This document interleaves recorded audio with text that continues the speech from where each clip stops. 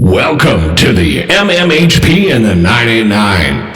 Podcasting from the Michigan Rock Legends Hall of Fame in downtown Bay City. Channeling all styles and eras of Michigan music history. From the city by the bay. And now, Dr. J, Sir Fred, Mr. Mike, and your host, Scott Baker.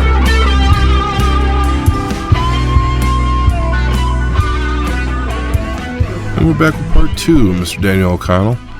He took us from the Y and the Grande Ballroom opening days up through opening for Van Halen in Bay City. And in part two, we discuss Barooga Bandit further and Dire Straits and U2 being on a national label, what happened after in the 80s, as well as what he's doing now. And he even whips out the guitar and gets to perform. So please hang in there with us here on the MMHP and the 989. I want to backtrack just a second because you mentioned to me that when we were talking about Tom Weschler's photography, that you were credited on Seger's Live Bullet album for photography. Yeah. How did that happen? And were you at both shows where they taped? I think there were two shows that they taped, right? The picture that I got was, if you look at that album, I took the picture of Charlie Martin, not one of my best, but that's the one that Charlie liked. It's a little out of focus, but that was not taken at the Live Bullet show. That was taking... I may be getting things mixed up, but it might have been no, it wasn't a Chicago show. It was probably like an Ypsilanti or one of those university shows. But it was before the obviously the release of Live Bullet, but it was not at Cobo Hall, to my memory. Oh, okay. It was at a different venue. As a matter of fact, I would go as far as saying some of the photos on there were not necessarily Cobo Hall, and they were just compiling their favorite photos for a live look. And yeah, I'm sure some were done at Cobo. Well, so you were hanging out with the band back then. You were catching some of those shows. You were yeah. I mean, your buddy was on drums and and Alto eventually took you on and right. Yeah, tell us a little bit about that whole hanging out and. Well, we were, Bruce and I, or speaking for myself, or both of us, we were very complimented that Alto would ask us to do that. We fought with that for a while. We stayed in the last band, Hooker, and it took us a while to commit to ourselves that we should split and give that a try for a number of reasons. There was some the only artist that Punch has really ever done anything with is Bob. So we had a little bit of doubts about what can be done, but we figured, what have we got to lose? Right. We could go in there and get some experience and better recording experience, and there's a chance something could happen, and a little bit of it did. Yes. So you got to record and do some stuff. Is this available? Yeah. On eBay for $6.99. If you're buying it from the UK, the shipping will be $300. But I prepared a copy of the CD that we can check out. I'll pass it around to you guys. Yeah, Stephen Cohn, who is another big influence in my life as a musician and a friend. We re-EQ'd that. We de-punched that recording there. De-punched it. Yeah, I have a Seger story that's relative. We can move on or go back, whichever you wish. I remember at the beginning of the height of Seger's success, they were making a lot of money, and Chris Campbell was coming around. He sat down and he was complaining about his bass on this or that album, and he went out and he went down the street in Birmingham and he spent just a fortune on a stereo outfit, something like out of a movie. Rock star buys a stereo outfit. He comes back to the store and he says, this is no good. I can't hear bass. And this is from Chris Campbell. He said that the salesman said, it will reproduce anything that's there. Meaning you have to have a signal for it to reproduce it and to boost. You can't boost a pattern of bass, of frequency of bass that is not on the recording. It's just not going to happen. So that's something that stands out about Seger bass, hi-fi recordings. Wow. RCD. Wow. Ish.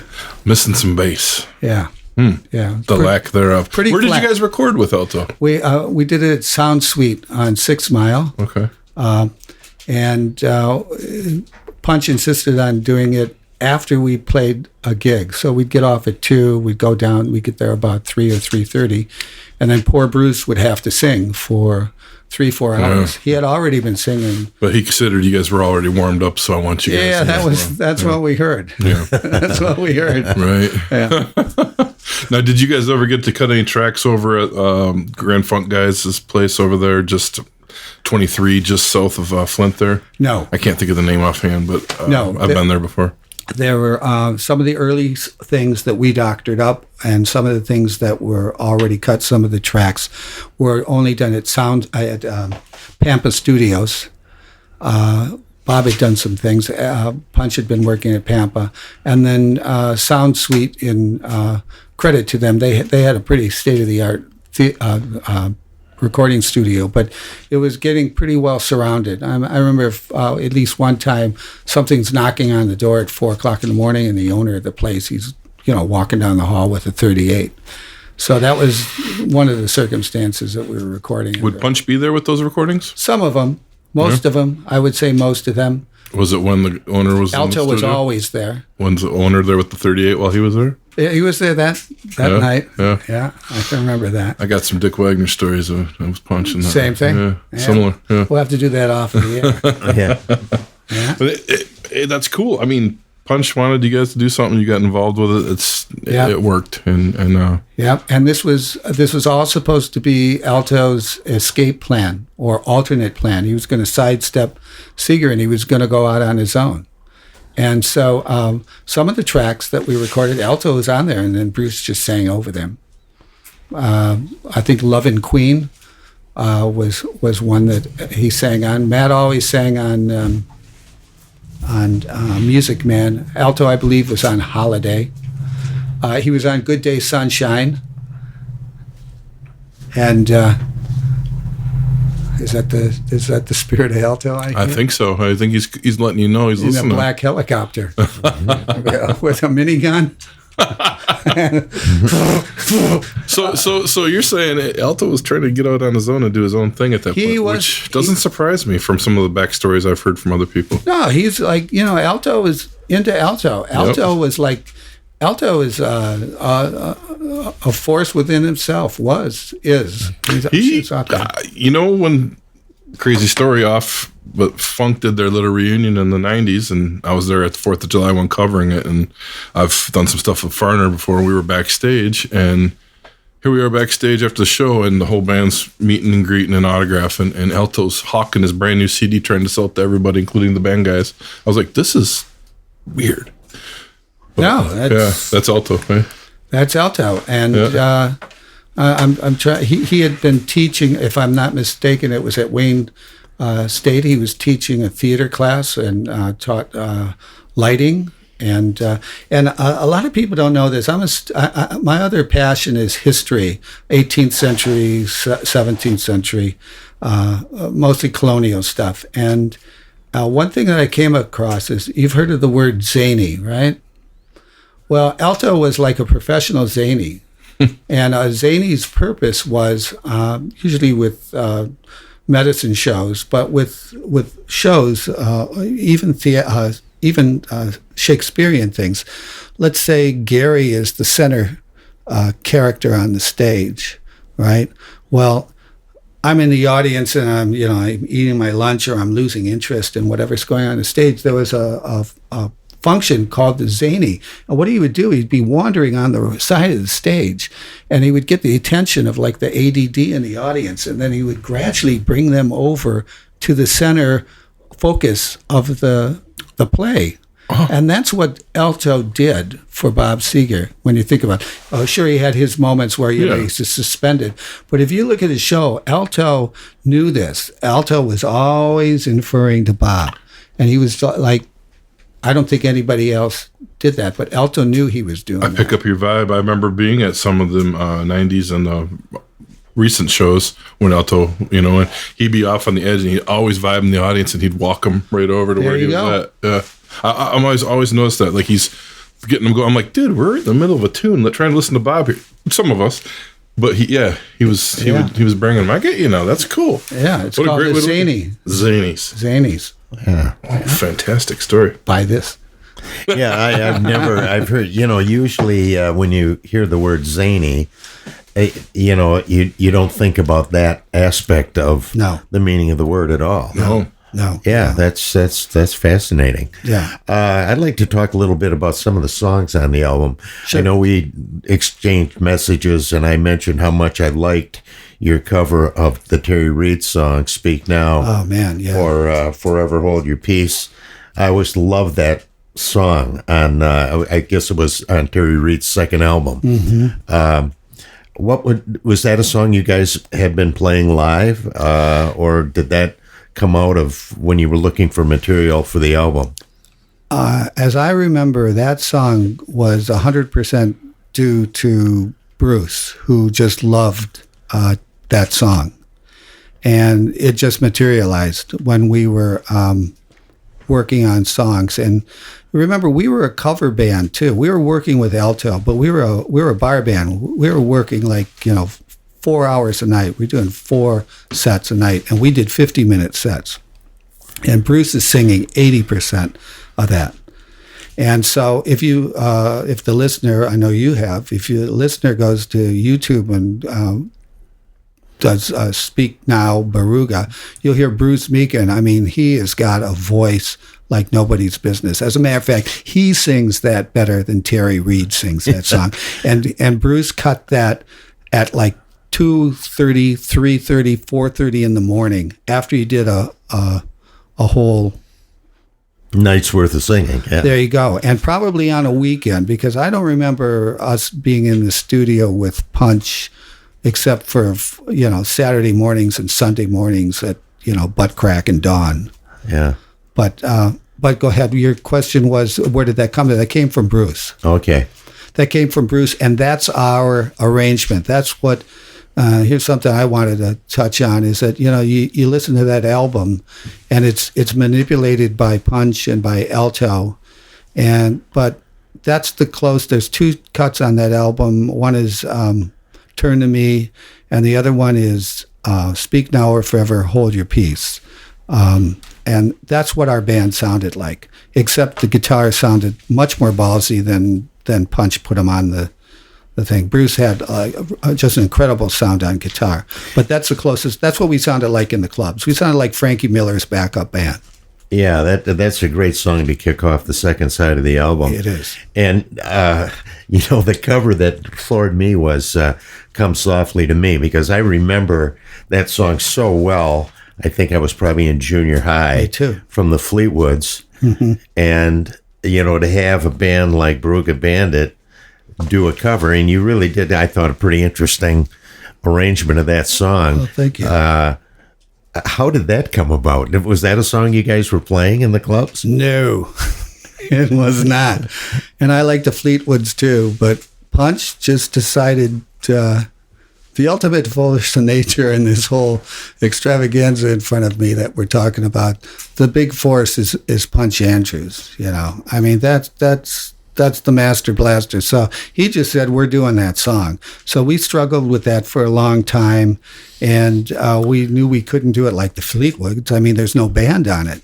Right. It's a lot of those really soft little records, Right. So on this song, Bruce and I took the lead on it. That's where, we said, this is what we're going to do. And Bruce came up with the guitar parts and that. And then I came up with, at the time, what I felt was a McCartney approach to it. For some reason, the bass pattern that I do on that are like these arpeggios with every key change. So I brought that to it. And Bruce, of course, brought his vocals. And the guitar parts, and then Matt and Franz basically played the straight parts, and I don't mean that in a derogatory way. The focus of the band was the bass part and the guitar part, and of course the vocals, and then you just have to push that through. But we struggled with that for a long time in the studio, and there was a lot of punch. I don't hear, and we were coming up with octaves, and at one point it sounded like the Bee Gees, and so finally we came up with that broken up pattern. Where we push the verse, and then when it comes to the chorus, we open up. We sort of like spread out, sort of like a column. All of a sudden, displays out, and then fixes bayonets. And off they go. How about Good Day Sunshine? Was that one you were playing in the clubs? Because that's a very different arrangement than the Beatles. Yeah, we played it different in the clubs. We were sort of hamstrung on that one. I don't think I even had to play bass on that one. In the clubs, I played bass. So the song sounded a little different, but that's the general pattern of it. But that was a song that was just a pop-in. I mean, Bruce speaking of pop-in, sorry about that, but Bruce just had to do a vocal on that. That was a song that was pretty well done. I can't remember any overdubs on that. That was done at Pampa, and then we just mixed Bruce's vocals, and Alto was singing on it, and Bruce does a better job than Alto did on it. He's just a more powerful singer. But I wish I had a copy of the one we did. Is that we weren't high or drunk or high on drugs or anything, but you get to a point in the studio where you get goofy, and we cut a Bela Lugosi version of it with alto, and everyone's singing like Count Chocula. I feel good, the sun is shining bright. And well, I bet it did at 5 a.m. after all playing all night and then recording it. Yeah, and so everybody got to go at that, and that's in the iCloud of reality somewhere, floating around there. Nice. Good day. So once, how did Punch have you guys promote the album? Did you go on kind of like a tour? Opening for various bands? Well, right off the bat, we went out with Dire Straits, and right before that, I meant to mention this before we started it. I hope anybody getting their career going or looking back on their career, or what they think is a lack of career, is like, look at this as some advice of somebody that's sort of been through some sort of career gravy train, you might call it, or trajectory, wagon tray, something like that. Is that right before we were to release that, Punch had insisted that Come Softly would be our 45 release. That was going to be our 45 record. And Alto, in his hubris, brought out Bob Welsh of Fleetwood Mac fame to the Backseat Saloon. And live, we beat the hell out of that song. We kicked ass on Come Softly. The studio doesn't catch what we did live. And we just beat the crap out of that song, and we did it real well. And he brings out Bob Welsh, and Bob Welsh liked the song so much that he goes back to L.A., he cuts it in a week, and he releases his version of it in another week on the same label, right before we release ours and go out on tour. It's like, what the, Wow. Yeah. And Bob would have been on album number 2 or 3 at that point, coming out of Fleetwood Mac, if I recall. Yeah, he was in his beret days. Yeah, that's 78, 79, yeah. Yeah, him and Alto were in their fur coats when they came out. And interesting, he just come and ripped it right out. Yeah, well, fair is fair, I guess, but it was like... Who wrote that song? Troxel, I think. Somebody called Troxel. Fleetwood. Okay. Yeah, it might have been Gary Troxel. I think was the male member of the trio. Yeah. Mm-hmm. So we were without a single, and then I wish they would have released Turn to Me. But instead, on the side, Matt and Bruce had written this car-like thing, which sort of, in my opinion, was the demise of where we should have been going with the band. And we released Marianne, which is a good song, but it wasn't what the band was doing. That's not what we were doing. But I'm sorry, I digressed from your question. You were talking about, we went out on the road with Dire Straits. We did all their first U.S. tour. How did that come about? Punch just got us with, there's the promotion company, the booking agent is on that glossy over there. I don't know the name of it, ATF or ATA Artists or something like that. Was Dire Straits on the same label as you were? No, they were on Warner Brothers. Okay. And which I thought was odd, but at the time, this is February 1979, they're right on in hindsight, they're on the cusp of breaking big. They were breaking, they were charting with that. But they could have, for all we knew, or anybody knew, they could have charted at the bottom and then dropped off, for all we knew, because they were already booked on a non-hit tour schedule. These were all like cabaret. These were like 300 and 400 seat, for the most part, 300 and 400 seat venues. And this was based for them, basically off Sultans of Swing. Wasn't that 78? Yes. Yeah, but the tour, to my recollection, had been booked in hopes that something else would come out. No, that they would support Sultans of Swing, but Sultans of Swing did it on its own gas. Oh. You see what I mean? So it had its own power. So when we were in the middle of the tour, I remember when we got to Denver or when we got to Montreal, and especially Denver, then you could just tell you were with this like stellar hit band. Really? And that was a big difference. What was the change? What was it that you saw that was different, or felt, or breathed, or whatever? Oh, they were getting played everywhere. It's because of the airplay. Yeah, and the venues got a little bit big. I think they added, like in Colorado, that was a pretty big venue. We got 3,000 seats. We were doing 2 shows a night, in some places a Friday and a Saturday night. We were playing to like 400 and 500 people at the most. Mm-hmm. They'd empty. We do an 8 o'clock show. They'd empty out. Hour later, they'd 8, 9. We do a 10, and then we were in the hotel by 11:30 if we were staying nearby. And yeah. So you guys had a certain dates booked, and all of a sudden you're on tour, and you're like, oh, by the way, tomorrow we're not playing there. We're playing the bigger place in town. Did that happen? Yeah. Well, no, not to my knowledge. Things were added. Oh, they were added. As we went around. Gotcha. Like we're looking like the Paradise. That's like as big as, I'm trying to think of club we have here. Does anybody remember Jaggers or something like that? No, I'm in Bay City. I'm sorry. Yeah, that's right. Yeah. We don't have anything like that. They were like nightclubs. They were like nightclubs. They were cool. They were real cool. We don't have anything like that in Michigan. That's cool, man. Though you got to experience a band somewhat on their way How up. did the tour, did it help the album? Whose album? Well, I mean, your album. No, it didn't do anything. I remember we're ducking in the music stores and we're pulling them from the back of the bins and putting them in the front. And what you else? actually found some on the road, though? Yeah, well, a few of them. And okay. I remember, if I can jump ahead, I remember at the time, like in 1979, after the tour was over, right before I left the band, I had given notice to the band right before we started touring. So I stayed with the band until June, but somewhere between like April and June, I called up Capitol Records, and you could call up and actually get a readout of how many you're selling.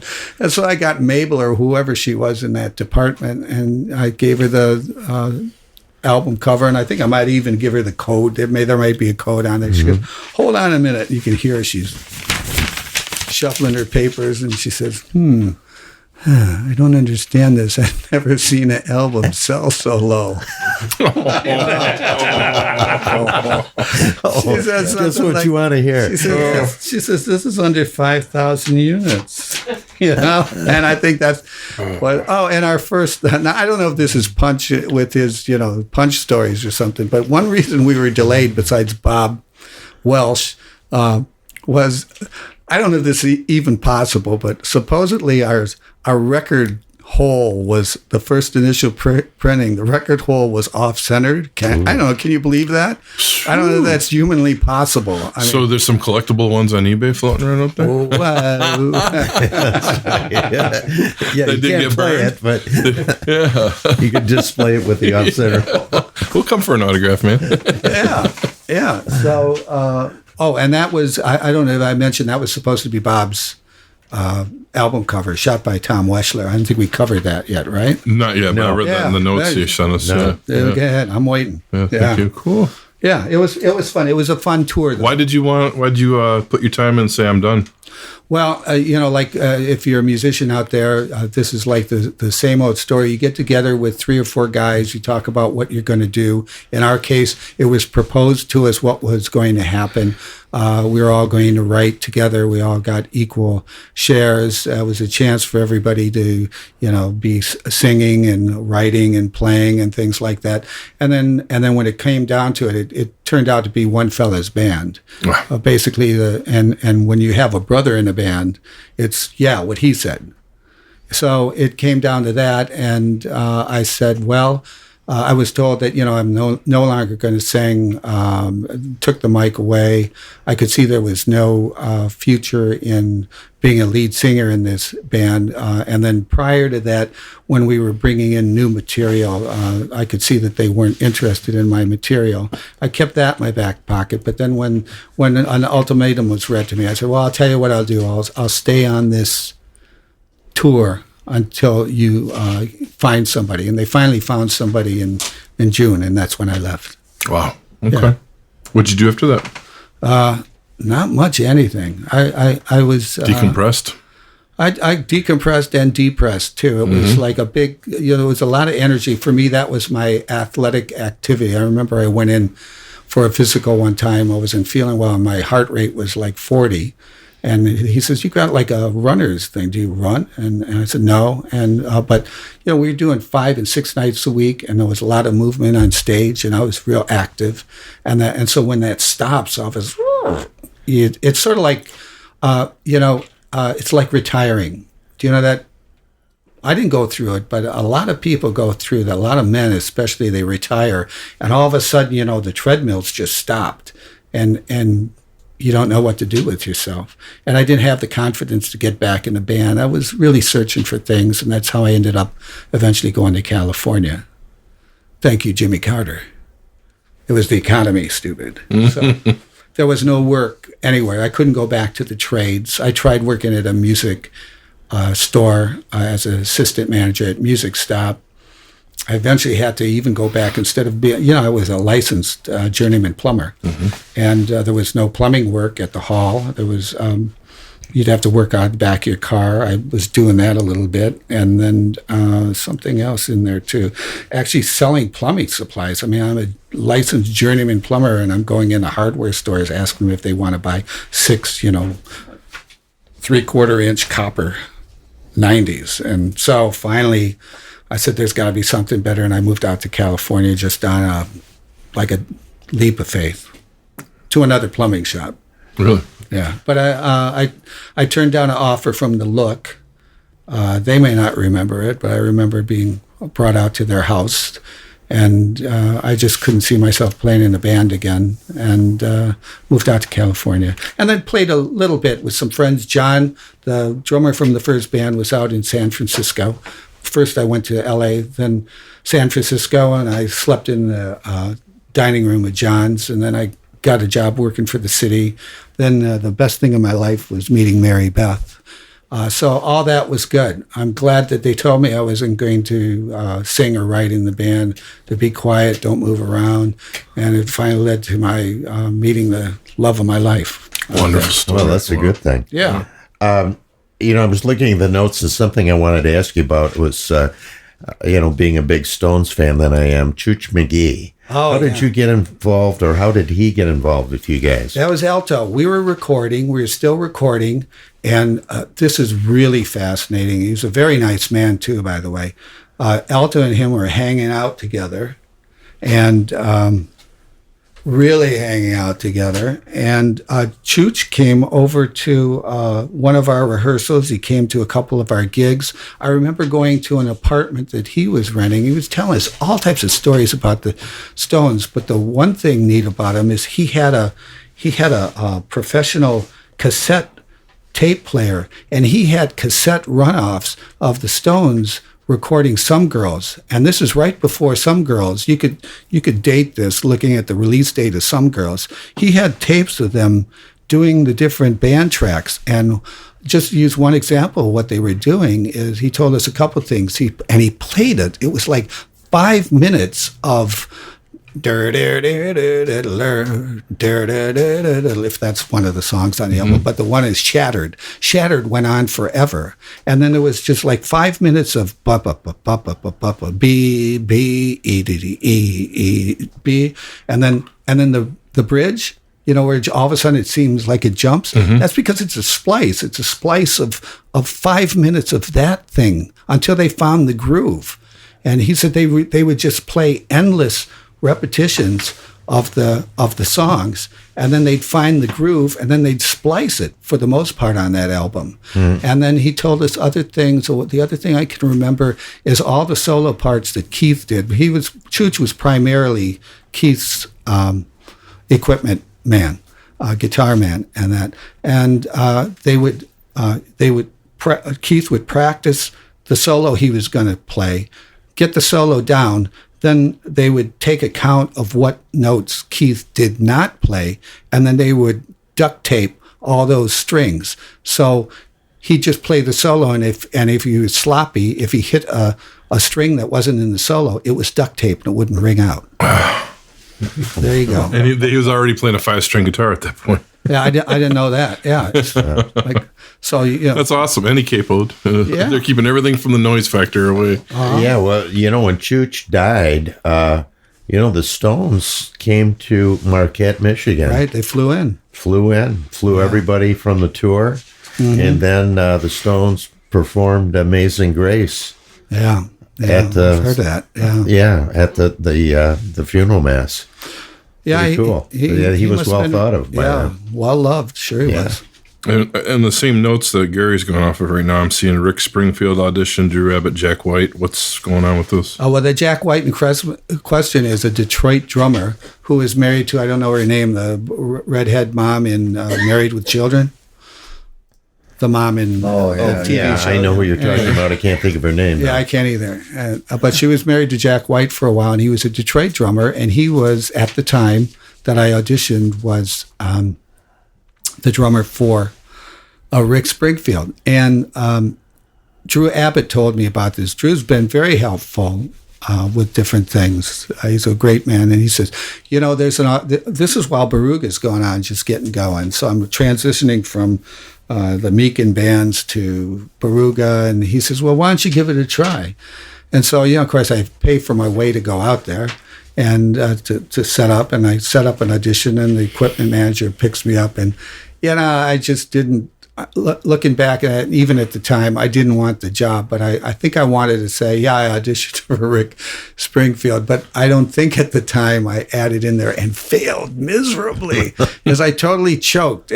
I just choked and couldn't, and they rented a deserted, party store on a corner somewhere in LA. They whale me in there. I got my axe in the back of a TR6 with the equipment manager going, yeah, it's really laid back here in LA. You got to really take it easy when you get here.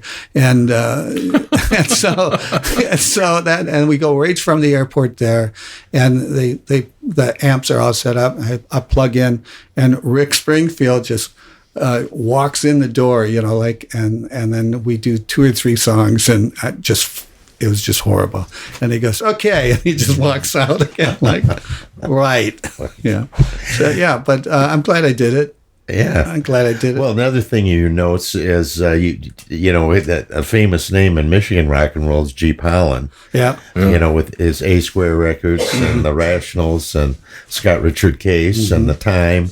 And then when he got out of that, he went to Boston, right? Right, he did.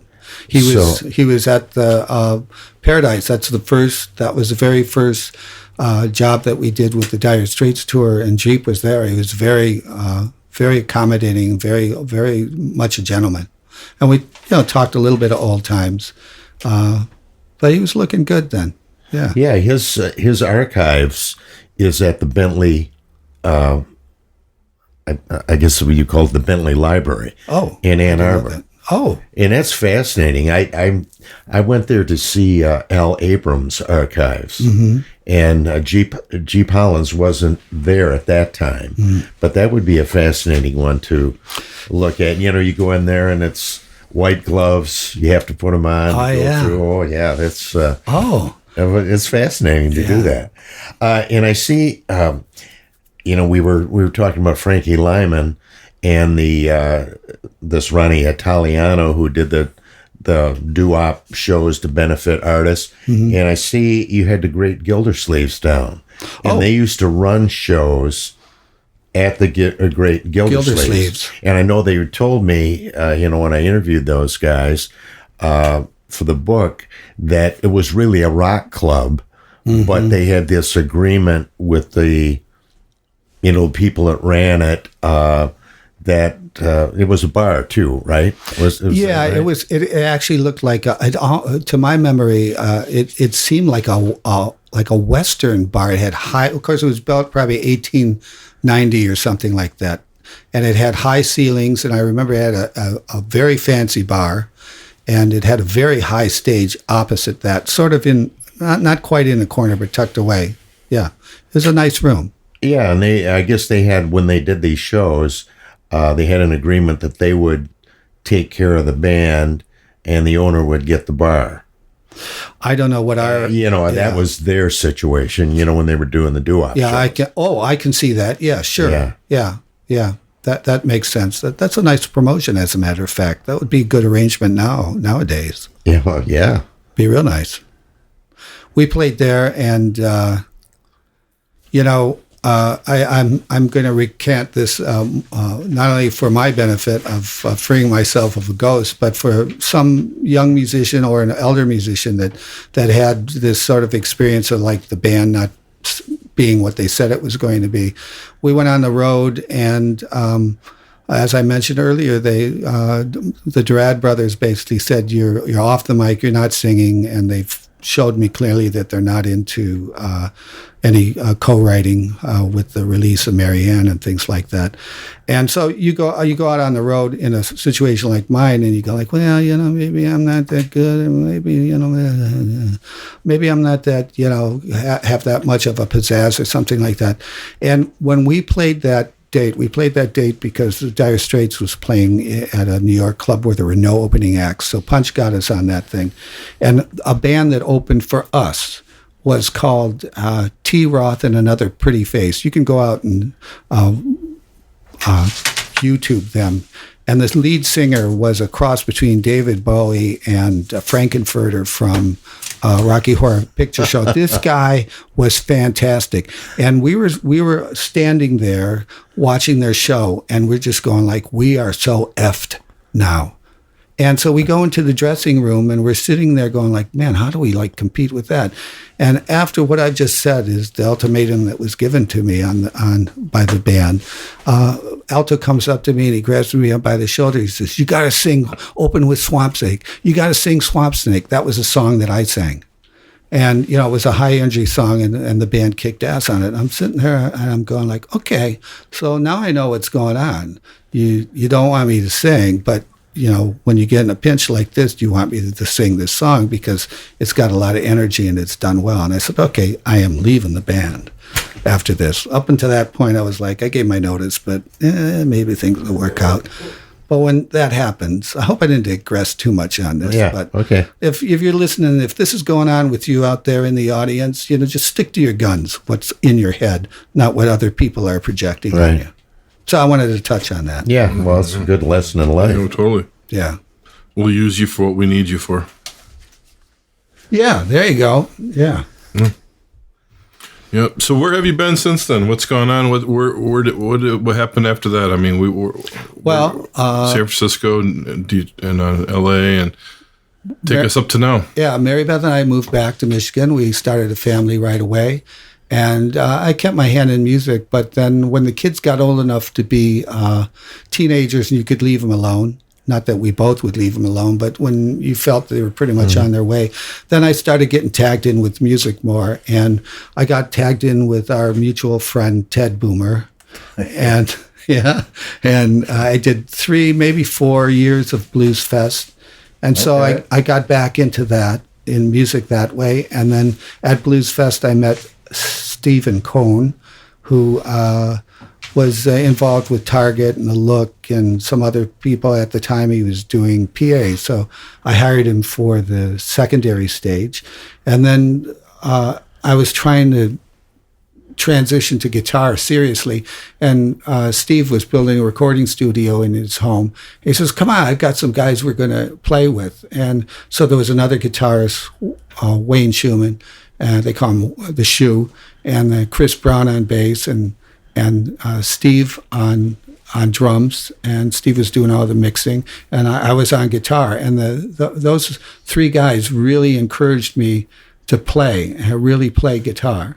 And then from there, we did that for several years. We were called Jack Jameson because we drank Jack Daniels and Jameson whiskey. And I would hide bottles on Steve, so I wouldn't have to run out and get another one the next time I went over. I go, no, it's right up here. And God bless his soul. And then because of that association, I subbed with the Detroit Women on the 2007 Canadian tour. Played with Susie Woodman. There you go. Yeah, and Dennis Burr, and that was a great experience. We had one bus with the band, and we had one bus with 7 women and babies in the other one. And I remember the first weekend of the tour, Susie comes in and she says, I got to get away from that bus. Can I stay with you guys? So she just stayed with us the rest of the tour on our bus. And I can't remember, the guy's name was Gordy. He was a Rolling Stones cinematographer, and he dubbed our bus the Submarine, and we've got pictures of him posing like he's, like we're diving, and he's out of whack. So it was a fun tour. We opened for Robin Trower, Robin Trower, and trying to think of somebody else. David Knopfler ends up on that tour, and Mary Beth and I helped him out with Heatstroke in Windsor. And Solomon Burke, I got to sit in Solomon Burke's throne backstage. I've got a pocket camera picture of that. That was fun. And several other acts on that. What year was that? That would be 2007. Beautiful. Yeah, and then they used one of the live cuts on the Detroit Women's Sassitude. I'm on that album. That's a live version. I'm pretty happy with that. It's fantastic. It's fun. That's cool that you got to do all that stuff. I mean, you're still are you doing anything now? Yeah, I'm doing open mics, and I guess you'd consider me a solo act. And then I partner with another musician named Jeff Reynolds. I call him 1F Jeff because it's Jef. Yeah. And recently I've come across a young man on drums named Eric Rosen, Roosen. And he's going to be playing with me tomorrow night at an open mic that I'm hosting. Where at? That's going to be in Cobblestone. This is the month of March here. Okay. And then we're doing a May date, May 20th at the Moose in Northville. And there's a few others. If you look up Firebats on Facebook, you'll see me, us, them. Wonderful. This is going to be broadcast way after that, but I want people to be able to find you. Yeah. Sure. You brought your guitar, didn't you? Yeah, I did, just in case. Yeah, well. Can you give us something? Yeah, what are you going to play? Well, none other than Swamp Snake. Oh, okay. Beautiful.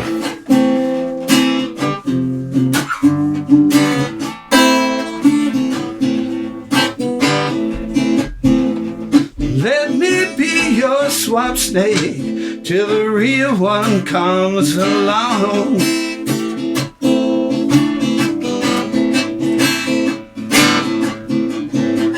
Let me be your swamp snake till the real one comes along.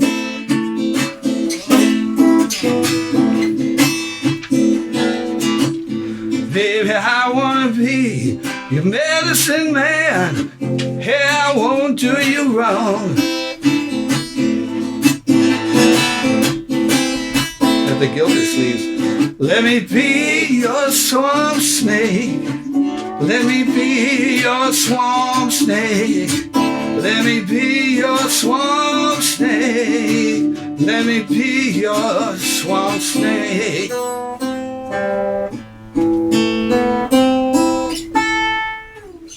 Short version. Well, that's a rocker. All What else you got? right, nice. Do one more. You got something else in you? Oh, let's see. That was groovy, man. I'd like to hear the stretched out version of that jam.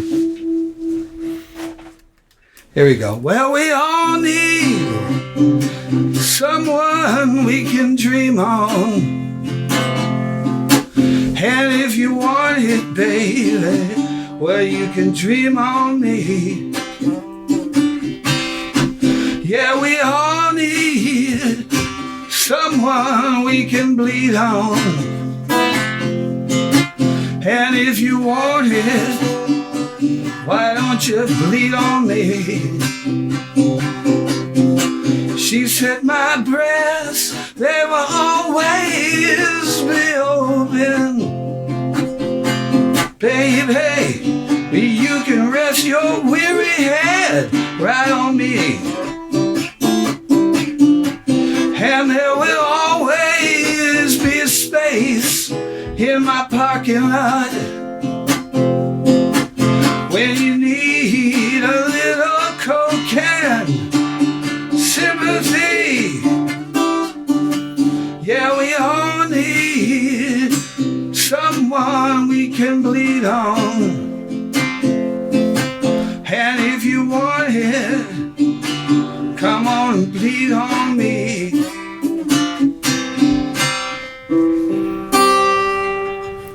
That's all I got. Thank you for bringing that, man. Thank you. I love that song. Oh, that's a great tune. It's a good song.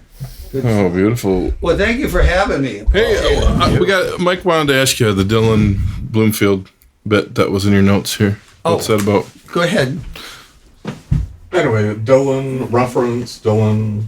Like, Oh, you mean it was at the Roxy show? You mean like sort of like give a description of what was? well, you just mentioned. Yeah, it was just a mention in your notes here. So we're at the Roxy. We did 2 nights, 2 shows each.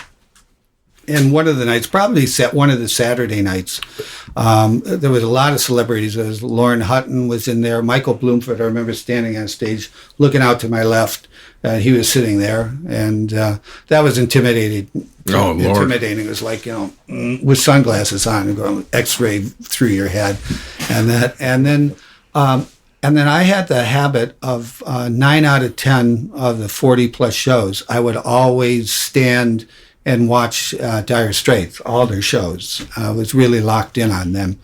And so typically, I'd stand off to the side. And in the Roxy, the way it's set up, you've got the main stage and there's a little bit of seating and there's an aisleway. And then they still have it raised, but it's not as high. At the time, it was probably about as high as this desk, and it had spindles on it. And so I'm leaning against the spindles, and I'm looking to my left, and Dylan's sitting up there to my left, just behind my left ear here. And I remember he's got his tennis shoes, and he's doing this the whole show, and he's like intently looking at them. And I'm pretty sure that was the moment or the era of when he decided he was going to use Mark and pick Withers on Slow Train. Yeah, I mean, he still hangs with Mark, and Mark's still a buddy of his. Yeah. I read that all the time. Yeah. Incredible. Yeah, so... that would have been 80... No, 80? that would have been... It was on the Dire Straits tour. That was 79? 79, Okay. towards the end of our tour. We did the Roxy, then Yep. from there we went to San Francisco. We did UC Davis, and then we hooked up for about 3 dates with Van Halen down south. Unreal. Now, do you still maintain any contact with any of these people, like Punch or I can stop Dire in. Straits people or anybody? I can stop in and say hi to Punch. About once every 5 years, I'll be in Birmingham, and I'll stop in. See, I stopped in the office about... He called me. There was a few things. They were cleaning out the basement, and he wanted to know if I wanted them. I went over there, but I didn't know it. He's still at the time. This is December, so he's still very COVID fixated. I didn't have a mask. I'm out on the porch, and he sent an assistant out, and they're wearing masks, and that he had just lost his brother. I stay in touch with David. I did some promotional work for David for about 2 years, trying to secure dates and things like that. And then I message with Pick occasionally, most recently, this year. And some of the other people, I haven't seen or talked to Mark since the last time he was in town with what I call his country act. And but his management they answered the phone, and he invited me backstage. We talked a little bit, and I'm trying to think. I stay in touch with Drew from Seger. That's about Dennis Burr. Dennis Burr, yeah. I mean, from these acts. I don't stay in touch with Charlie that much. I don't stay in touch with Tom. I stay in touch regular with Robert Dempster. He's the force of nature that I can't ignore. And I don't stay in touch with Dallas, but I still get his emails. Who's that? Bruce, yeah. I'm cordial with Bruce. We live so far away, it's hard to get together. Steve put together the last of Barooga back in like 2008 or something, and we did Memphis Smoke, and we did a powerhouse trio of Cream tunes, no Barooga songs, Cream tunes and Hendrix and Blue Cheer. We did Blue Cheer's version. Took you right back to those 69 bands that you were in. And what was so funny, I worked with Bruce for 4 years straight, hot and heavy for 5 nights a week. Hardly any breaks and that. And he says, well, why don't we do Schwabblewater by the Cream? I'll teach it to you. I said, let's just go play it, And Sweet. I was surprised, too. I learned that. And the same with Blue Cheer and Sunshine of Your Love. Did you do Summertime Blues? Yeah, we did. Yeah, with the break. Hey, no use, no. Yeah, it was fun. Very cool, man. It was fun. I've got tapes of that. That's good. Yeah.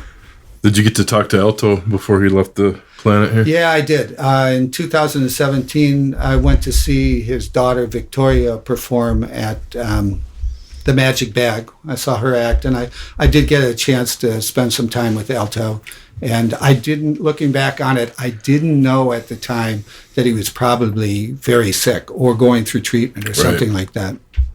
But it was pleasant, and I got to see his. I call it the wife, whom he had a family with. It wasn't his last wife, but Monica. She's a wonderful person, and he has a very talented daughter, Monica, that probably resembles both of them. Wow. Yeah, she doesn't have a beard or. Thank goodness for that. Yeah. So it's been fun. It's still fun.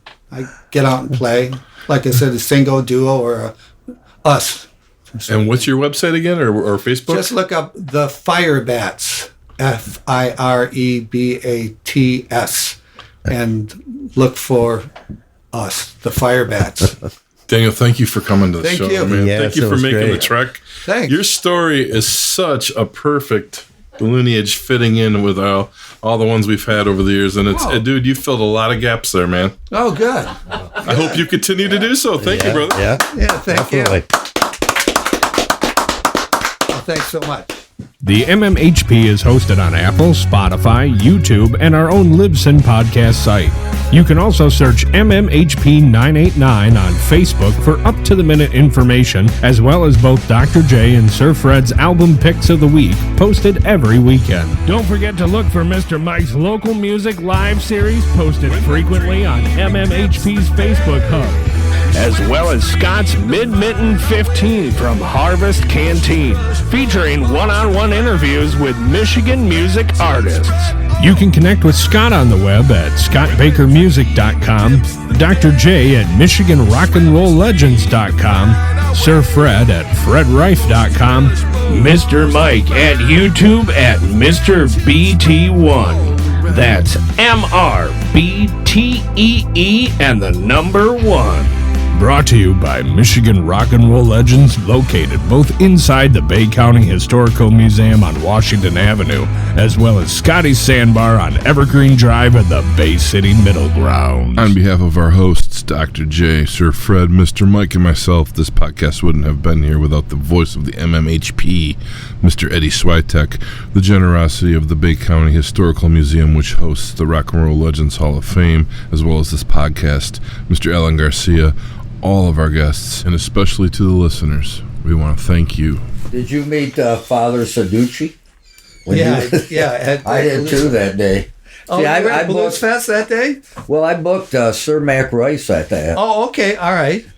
And so I was there, and I couldn't, I mean, he was in character. Oh, yeah. Father Saducci. Guido Sarducci? Yeah. Yeah.